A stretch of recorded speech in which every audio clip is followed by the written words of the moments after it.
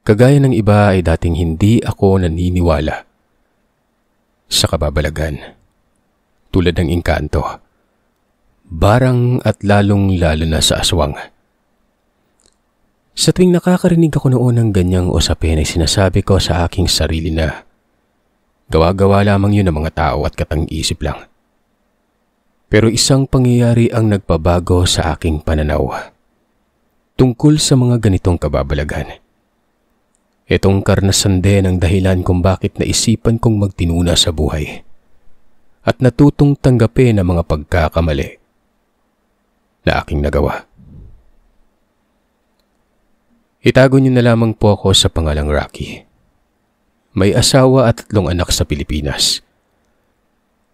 Medyo may edad na rin po ako at kasalukuyang nagtatrabaho dito sa bansang Japan bilang isang fruit picker.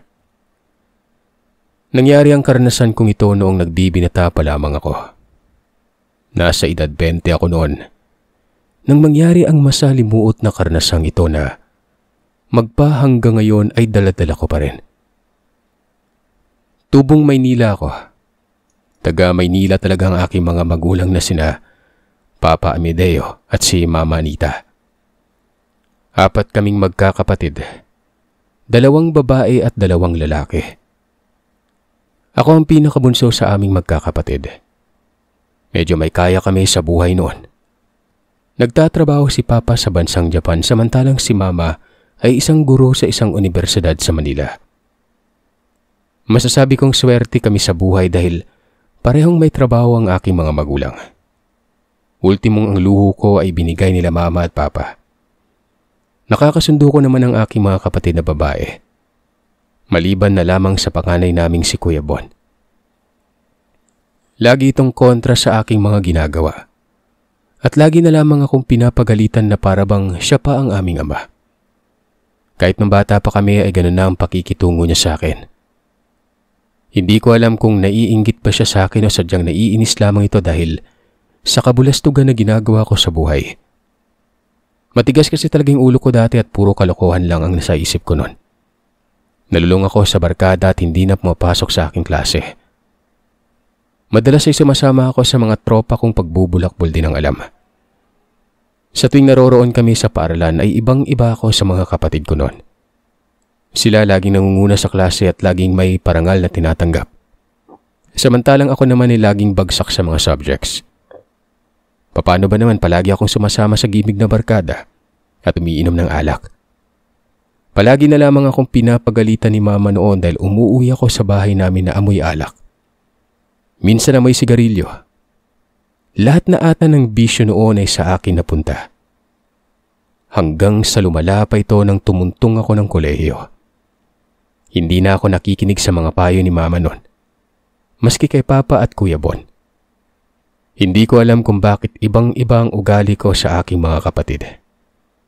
Naging makasarili ako at iniisip lamang ang mga gusto kong gawin sa buhay. Ayoko nang pinakekealaman ang mga ginagawa ko. Kaya minsan nagbabangayan kami ni Kuya at hindi nagkakaintindihan. Marahil siyang panganay sa aming 4 kaya ayaw niya kaming mapariwara sa buhay. Lalong-lalo na ako. Pero yun ang hindi ko maintindihan dati dahil sa tigas ng ulo ko.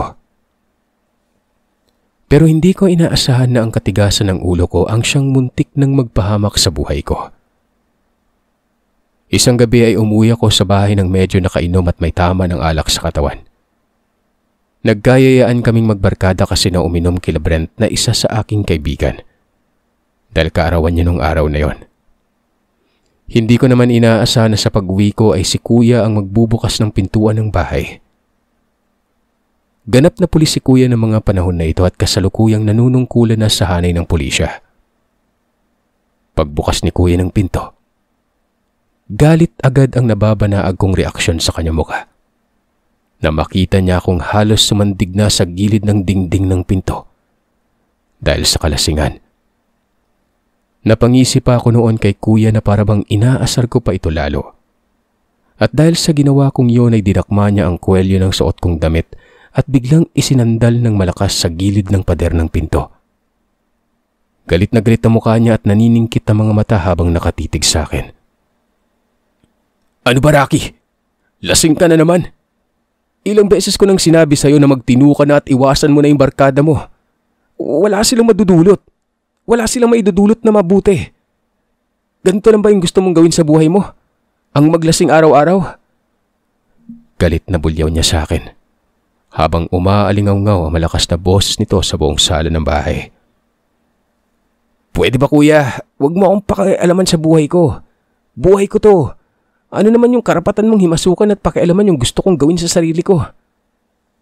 Sagot ko na parang inaasar pa kay kuya. Dahil sa pagkainis ni kuya sa sinabi ko ay sinuntok niya ako sa pisngi. Napadapa ako at bumagsak sa may sahig nun. Tumama ang nguso ko sa maliit na mesang naroroon sa sala at nasugatan ng labi ko. Umagos doon ang masaganang dugo mula sa nguso kong tinamaan. Mahilo-hilo kong nilingon si kuya na nakatayo at masamang nakatingin pa rin sa akin habang kuyom nito ang kaliwang kamao. Ilang ulit niya akong sinabihan na lumayas na lamang sa bahay na ito dahil puro sakit lang ng ulo ang binibigay ko sa pamilya namin. Lalong-lalo na kay mama. Maya-maya ay dumating ang nanay ko na nagising sa ingay naming dalawa sa sala. Na makita ako ni mama ay nagulat ito at takmang lalapitan niya sana ako pero pinigilan ito ni kuya. Sinabihang hayaan na lamang ako. Kahit naawa man si mama sa akin ay sinunod nito ang utos ni kuya. Dala na rin siguro sa stress sa akin noon ni mama kaya hinayaan niya ako na dinidisiplina na lamang ni kuya noon. Minura ako ni kuya at pinagsabihan ng masasakit na salita. Pagkatapos ay tumalikod na ito at inakay si mama papasok ng kwarto niya. Habang ako ay masama ang loob sa kanilang dalawa. Mas lalo akong nagrebelde noon. Mangilo-ngilo akong tumayo at pinunasan ng labi ko na dumudugo pa rin. Tinungo ko yung silid ko at inimpake ang aking gamit. Sa isip-isip ko noon ay desidido akong lumayas sa bahay. Dahil sa nangyari sa amin ni Kuya Bon. Nagdala lamang ako ng importanteng damit at konting pera mula sa allowance na binibigay ni Papa sa akin kada buwan. Medyo malaki naman yon kaya kahit papano ay hindi ako magutom. At may magagamit akong pera kung saan man ako mapunta.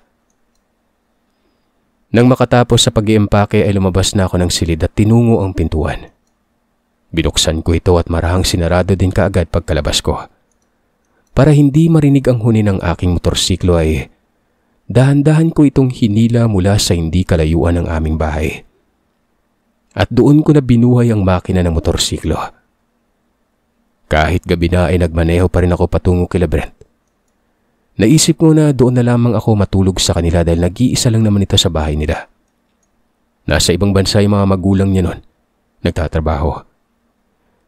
Mas gusto kasi ng kaibigan ko na doon manirahan sa Pilipinas kaysa sa ibang lugar dahil nag-iisang anak lamang ito. Kaya sunod din ito sa luho. Kagaya ko rin itong bulakpol at may bisyo. Medyo malayo ang bahay nila Brent mula sa amin. Mga 30 minuto pa ang kailangan kong imaneho bago marating ang kanila. Nang makarating ako doon ay wala nang ibang barkada namin. Nabutan ko si Brent na nagliligpit ng mga plato sa mesa. Nag-iisa na lamang ito sa loob ng bakuran nila. Bumusina ako kaya napatingin ito sa gawi ko. Na makita niya ako sa labas ng kanilang gate ay agad na binuksan niya ito at nagtatakang nagtanong sa akin ng, "O tol, bakit bumalik ka ata? May nakalimutan ka ba?" Teka, may dumudugo yung uso mo. May dala ka pang bag." Hindi muna ako sumagot.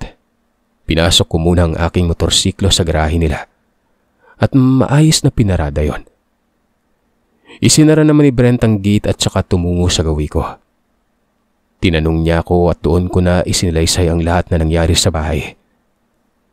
Nang marinig yun ni Brent, sinabi na lamang nito na doon na muna ako pansamantala sa kanila. Ayon sa kanya ay mas mabuti na may makakasama niya sa bahay nila. Inaya niya na ako sa loob ng bahay at nang makapasok kami sa loob ay tinuro niya sa akin ang isang silid na aking tutulugan. Kinandado niya ang pintuan at sinabihan na lamang niya akong magpahinga na. Nagpaalam na rin ito sa akin na matutulog na dahil sa inaantok na siya sa sobrang pagod nun. Tumango na lamang ako at nagpasalamat sa kanya. Nauna na itong pumasok sa silid niya na kaharap naman ang silid na aking tutulugan. habang ako naman ay tinungo na rin ang silid na pinagamitan sa akin ni Brent. Nang makapasok sa loob ng kwarto ay nahiga ako. Masama pa rin ang loob ko sa aking kuya at kay mama. Sa kakaisip ko, hindi ko na namalayang nakatulog na pala ako noon. Nagising ako sa sikat ng araw na tumatama sa mukha ko mula sa bintana ng silid. Dahan-dahan akong bumangon habang sapo ang ulo ko. Masakit yun na parabang puputok ang ugat ko sa bandang mata. Naisip ko na siguro sa epekto ng alak na nainom ko kagabi. Pumunta muna ako ng banyo at naligo. Pagkatapos noon ay nakaramdam na ako ng ginhawa. Kahit papano ay nabawasan ang sakit ng ulo ko. Pagkatapos magbihis ay lumabas na ako ng silid. Nakita ko si Brent na nagluluto ng almusal sa kusina. Bilib din ako sa kaibigan ko nito kahit nakatulad ko itong bulakbol may alam ito sa buhay. Kaya nitong mamuhay ng mag-isa. Hindi katulad ko na walang alam sa buhay at puro kalokohan lamang ang sa isip nun. Nagulat ito nang makita akong gising na. Inaya na niya ako sa pagkainan dahil tapos na rin itong magluto noon ng kanilang almusal. Tumungo ako sa gawin niya. Nagtimpla muna ng kape. Saka umupo na rin sa upuan. Nagtimpla na rin ito ng sariling kape at umupo din kagad. Magkarap kami nun sa mesa. Maya-maya lang ay nagtanong sa akin si Brent. Tol, ano nang plano mo ngayon? Hindi ka na ba papasok sa klase mo? Tanong niya habang ngumunguya ng pagkain. Natigilan ako sa paghigop ng kape at sinagot ito. Ewan ko ba tol? Tinatamad talaga ako mag-aral. Pinilit lang kasi ako ni kuya na pagpupulis ang kukunin kong kurso Tsaka wala pa akong ganang umuwi sa amin. Masama ang loob ko sa kanila ni mama. Naintindi naman yun ni Brent. Maging siya man ay pinipilit lamang ang sarili na mag-aral dahil rin sa kagustuhan ng kanyang mga magulang. Saglit siyang napaisip nun. Maya-maya lang ay nagwika siya na. Total ay wala na kaming gana na mag-aral kaya naisipan nito na magbakasyon na lamang kami sa lugar ng kanyang lolo Pael. Ama ito ng kanyang mama. Ayon sa kanya ay tubong kapis ang kanyang mama. Minsan lamang umuwi ang kanyang ina doon dahil nga sa ibang lugar ito nagtatrabaho. Inaya niya ako kung sasama ba ako sa kanya. Kahit 1 linggo lang ang aming pagbabakasyon doon para ma-relax lang ang isipin namin. Dagdag pa ni Brent na maganda ang probinsya ng Capiz. Sagana sa yaman ng kalikasan. Maraming kabundukan at mga talon na pwedeng paliguan. Sa sinabi niyang ito ay agad akong napaisip at na-excite. Mas mabuti na siguro na sumama ako sa kaibigan ko para kahit papano makapag-isip-isip ako. Sumang-ayon naman ako sa kanyang plano at sinabing sasama sa kanya dahil gusto ko nang magliwaliw noon. Hindi na nag-aksaya ng panahon si Brent.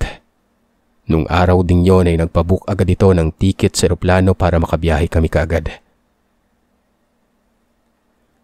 Sa pagsama kong yun kay Brent, ang siyang dahilan kung bakit mararanasan ko ang masalimuot at nakakatakot na pangyayari na talagang nagpabago sa ugali ko. Kinahapunan ay kinandado ni Brent na mabuti ang bintana at pinto ng bahay nila. At ang aking motorsiklo ay pinasok ko sa loob ng bahay para siguradong hindi ito mananakaw. Bumiyahe na kami. Pasado 1:00 ng hapon kami umalis nun. Sumakay kami ng taxi mula sa kanilang bahay hanggang sa airport. Mahigit 1 oras din ang biyahe namin bago makarating doon. Mabuti na lamang at 5:00 pa ang aming flight. May ilang oras pa kaming natitira para makapagpahinga. Nang makarating kami sa airport ay agad na kaming nag-check-in at dahil matagal pa naman ang flight kung kaya't naglibot-libot na muna kami. Hanggang sa mahigit kalahating oras na lang ang natira kaya pumunta na kami sa gate kung saan kami nakatalaga. Ilang sandali lang hinintay namin at pinapasok na kami sa loob ng eroplano. Ilang minuto pa ay lumipad na ito. Mahigit 1 oras ang binyahe ng eroplano bago makarating sa airport ng Roxas. Pagkarating namin ay nag-ukupa si Brent ng tricycle para mabilis kami makarating sa bahay ng kanyang lolo. Binanggit ni Brent sa driver ang baryo kung saan kaming tutungo pero nakita kong magdadalawang isip pasada itong driver na ito at nababakas ang pag-aalala sa mukha ng nasabing tsuper. Tumanggi ito nung una pero sinabihan ito ni Brent na dodoblehin ang bayad. Marahil ay nang hinayang ang driver sa kikitain niya kaya sumang-ayon na lamang ito. Kaya ayon. Habang binabagtas namin ang kahabaan ng highway ay tahimik lamang ang driver. Hanggang sa makarating kami sa isang intersection. Lumiko kami pakaliwa.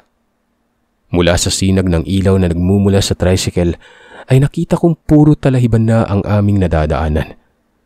At sa kabila naman ay tubuhan. Lubak-lubak din ang daan kaya pagewang-gewang ang takbo ng tricycle noon.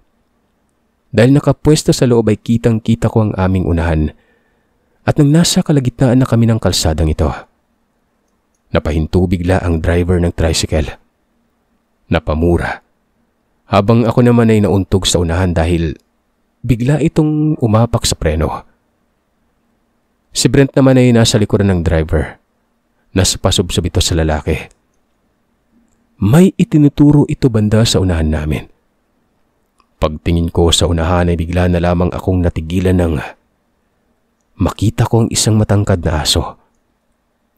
Halos hindi pa ito makita dahil sa napakaitim na kulay niya. Nasinagan yun ng ilaw ng tricycle kung kaya't nakita namin na nakaharang ito sa gitna ng daan. Ilang metro lamang ang layo nito mula sa kinaroroonan namin. Hindi ako pwedeng magkamali.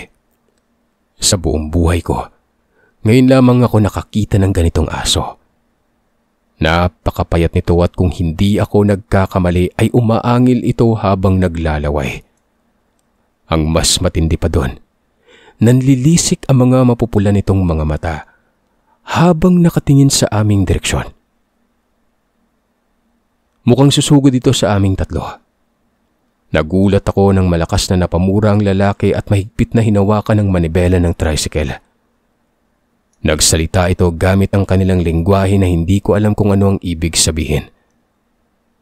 Pero ayon kay Brent, ang sabi nito ay humawak umano ng mabuti sa tricycle. Babanggain niya umano yung aso sa bandang unahan. Hindi umano normal na aso yon kundi isang aswang. Maghanda daw kaming dalawa. Nalata akong takot din ang boses nito habang sinasabi ang mga katagang yon. Naintindihan ito ni Brent, kaya nga sinabi niya sa akin kung anong ibig sabihin. Ayon sa kanya ay kailangan naming kumapit ng mabuti sa tricycle dahil sasagasaan niya umano ang asong aatake sa amin. Sinabi niyang hindi ito pangkaraniwang aso lamang. Sinabi ni Brent na aswang yun na nagaan yung aso. Nang marinig ko ang pagpapaliwanag ni Brent ay nanindig ang balahibo ko at nakaramdam ng labis na takot. Hindi pa sana ako maniniwala pero nakita kong tumakbo ang asong ito papunta sa aming direksyon. Nakikita ko ang matutulis nitong pangil. Habang naglalaway yun ng napakalapot. Agad namang pinatakbo ng driver ang tricycle pasalubong sa asong yon. Napakapit ako ng mahigpit sa gilid na dingding ng tricycle at ilang sandali lang ay nasagasaan namin ang asong ito. Tumalsik ito paitaas at bumagsak sa gitna ng kalsada. Pinaharurot naman ng lalaki ang tricycle at hindi na nilingon pa ang aso. Kahit na bako-bako ang kalsada, ay hindi niya na ininda yon. Ang mahalaga noon ay makalabas kami sa talahibang yon. Paglingon ko sa likuran ay hinahabol kami ng nilalang. Narinig ko na sumisigaw na si Brent sa driver na bilisan ang pagpapatakbo dahil baka abutan kami ng aso. Nakahinga na lamang kami ng maluwag nang marating namin ang bukana ng baryo ng lolo ni Brent. Nakita kong tumigil ng aso sa kakahabol sa amin at tumiba na ng direksyon na tinahak. May mga ilaw na sa kabahayan kaming natatanaw mula sa hindi kalayuan. Kahit medyo madilim ang paligid ay tandang-tanda pa rin ni Brent ang bahay ng kanyang lolo Pail noon. Ilang minuto lamang ang lumipas ay tumigil na kami sa harap ng isang bahay. Nang tingnan ko ito ay gawa lamang yun sa kawain at ang bubong ay pawid. Kahit hindi pa nawala ang pagkatakot ko sa asong nakita namin kanina, bumaba ako ng tricycle. Ganon din si Brent. Dali-dali naming tinungo ang nakasaradong pinto na gawa sa kawayan.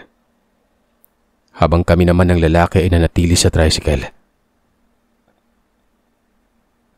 Pagtingin ko sa aking suot na relo, mag-aalas 10 na pala ng gabi nun. Nakita kong mangilan-ngilan na lamang ang mga bahay na naroroon at malayo na ang mga distansya ng bawat isa. Maya-maya ay nakita kong bumukas ang pinto. Bumungad doon ang isang matandang lalaki. Sa tingin ko ay nasa mahigit 6 na po ang edad dahil sa mapuputi na nitong buhok. Bahagyang baluktot na rin ang likod ng matanda. Nang makita nito si Brent ay bahagya itong nagulat pero saglit lamang yun. Malapad itong umiti at niyakap si Brent dahil sa tuwa. Gumanti naman ng yakap ang kaibigan ko sa kanyang lolo. Pagkatapos noon nilingon niya kaming dalawa ng kasama kong driver at inaya sa loob noon. Uuwi pa sana ang driver pero sinabihan ni Brent na dito na lamang magpalipas ng gabi. Baka makasalubong nito ulit ang asong itim na humabol sa amin kanina. Napaisip din ang lalaki sa sinabi ni Brent. Mas mabuti kung umaga na lamang ito uwi para siguradong ligtas ito. At medyo malayo din ang lalakbay nito ulit pabalik ng airport. Kahit na yaman ito ay sumang-ayon na lamang ito sa sinabi nila. Pinasok nito ang tricycle sa bakuran at maiging kinandinahan ito. Sinamahan ko naman ang lalaki at sabay na kaming tumungo sa gawin ni Brent at Lolo Pael na naghihintay na sa amin sa loob ng bahay. Nang makaupo na ay umupo kami sa upuan na yari sa kawayan. Ipinakilala ako ni Brent sa kanyang Lolo Pael. Habang ang kasama kong lalaki ay saka na lamang sa amin nagpakilala. Leo. Bali magkakilala itong si Leo at si Lolo Pael. Nang magkaharap kaming apat sa sala ay kinuwento namin kay Lolo Pael ang nangyari sa amin. Yung paghabol ng itim na aso sa amin nung nasa Talayban pa lamang kami. Sinabi ng Lolo Pael na normal na lamang sa kanila makarinig ng ganong usapin dito sa kanilang lugar. Maski ito man ay nakainkwentro na ang asong itim na umatake sa amin noon. Kaya't natatakot na ang mga tao na magpagabi sa daan. Pagsapit pa nga lang umano ng alas 6 ng gabi ay nananatili na mga ito sa loob ng bahay. Ayon kay Lolo Pael, na minsan ay may naririnig silang mga alulong ng aso na nagpapahiwatig na gumagala lamang sa paligid ng nilalang at naghahanap ng mabibiktima. Natakot ako sa kinuwento ni Lolo Pael at nagsisi ako na sumama ako kay Brent. Gayun pa man ay wala na akong magawa dahil nandito na ako sa lugar nila. Maya-maya lang ay nagwika si Lolo Pael na magpahinga na muna kami sa kanyang silid nun. Nag-iisa lamang ang matanda doon dahil may kanya-kanyang pamilya na mga tiyahin at tiyuhin ni Brent. Kaya kinukuha siya dati ng mama ni Brent para doon patirahin sa Manila pero ayaw ng matanda na lisanin ng kinagisnang buhay sa probinsya. Kaya nga minsan ang mga tiyahin niya na lang ang nag-aabot ng pagkain na binibigay ng mama ni Brent para sa matandang ito. Ayon kay Lolo Pael na huwag kaming matakot. Nilagyan niya umano ng pangontra ang buong paligid ng bakuran. Kaya kahit anong gawin ng nilalang na yon ay hindi ito makakaapak sa bakuran ng bahay ni Lolo. Napatango na lamang kami sa sinabi niya at nagpaalam na kami ni Brent kay Lolo at kay Leo na magpahinga na kami. Doon kami natulog ni Brent sa silid ni Lolo Pael. Samantalang ang dalawa naman ay sa sala na lamang umidlip noon. Nang makapasok na kami sa silid ay mahina akong nagwika kay Brent ng, "Ano ba yan, tol? Totoo pala yung aswang, no? Hindi ko akalain na makikita at mararanasan ko mismo dito sa probinsya nyo. Uwi na lang kaya tayo, tol." "Ano ka ba? Parang hindi ka lalaki. Sinabi naman ni Lolo na ligtas tayo sa bahay niya dahil may pangontra ng inilagay ito sa labas ng bakuran, di ba?" Dagdag pa nito ay kung susundin lang namin ang sinabi ni Lolo Pael ay hindi daw kami mapapahamak. Hindi na lamang ako kumibunon. Alam ko na hindi ko mapipilit si Brent na babalik agad sa Manila. Naiga na lamang ako sa papag. Kahit nasanay ako sa malambot na kama ay tiniis ko lamang ang matigas na higaan na yon. Samantalang si Brent ay humiga na rin at tumabi sa akin. Mabuti na lang at medyo malaki ang katre ni Lolo kaya nagkasya kaming dalawa sa papag nun. Maya-maya lang ay nakatulog na kaming dalawa. Pero hindi ko akalain na magigising ako sa ingay. Nang alulong na naman ng aso. Napabalikwas ako ng bangon at pagtingin ko sa aking relo. Mag-aalas 2 na ng madaling araw. Nakita ko sa tabi ko si Brent na mahimbing na natutulog. Pinakinggan ko ng mabuti ang tunog na nanggagaling sa labas ng bakuran. Idinikit ko pa noon ang aking tenga sa ilalim sa gilid ng dingding para marinig ang ingay na yon. Narinig ko na parang may hayop na umaangil sa labas. Nakakatakot ang boses ng hayop na ito. Parang galit na galit.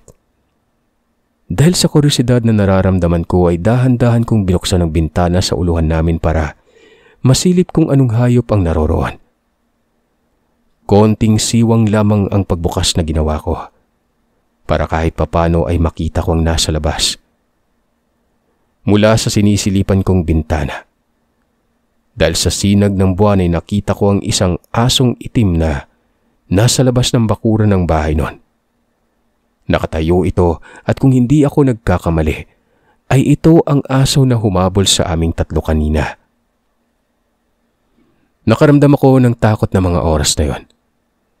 Kitang-kita ko ang mapupulang mga mata nito na animoy nagbabaga at ang laway nito na napakalapot na tumutulo sa lupa. Nanggigigil ito na makalapit sa bahay pero tuwing iaapak nito ang kanyang mga paa para makalapit, umaatras ito na animoy na papaso ang kanyang mga paanon. Pinagmasdan ko lamang ang asong ito. Marahil takot ito sa pangontra na nilagay ng Lolo Pail. Muntik pa akong sumigaw nang may kumalabit bigla sa balikat ko. Mabuti na lang at natakpan ko kaagad yung bibig ko noon. Paglingon ko si Brent yon. Nagising na rin sa ingay sa labas. Sumilip din ito sa bintana at mahina pa itong napamura nang makita ang aso na naroroon sa labas. Dali-dali nitong sinara ang bintana at napasandal sa dingding. Sinabi niyang sinundan kami ng aso pero huwag akong mag-alala dahil puno umano ng proteksyon ang bahay ni Lolo Pail. Kaya inaya na lamang niya akong matulog muli. Muli na rin siyang nahiga na animoy hindi siya natatakot sa nilalang na yon. Habang ako ay nangangatog na sa takot at nag-aalala na baka sugurin kami ng aso. Ganun pa man ay pinili ko na lamang ang mahiga sa tabi ni Brent at nagtalukbong ng kumot. Hanggang sa hindi ko namalayan na nakatulog na ako noon.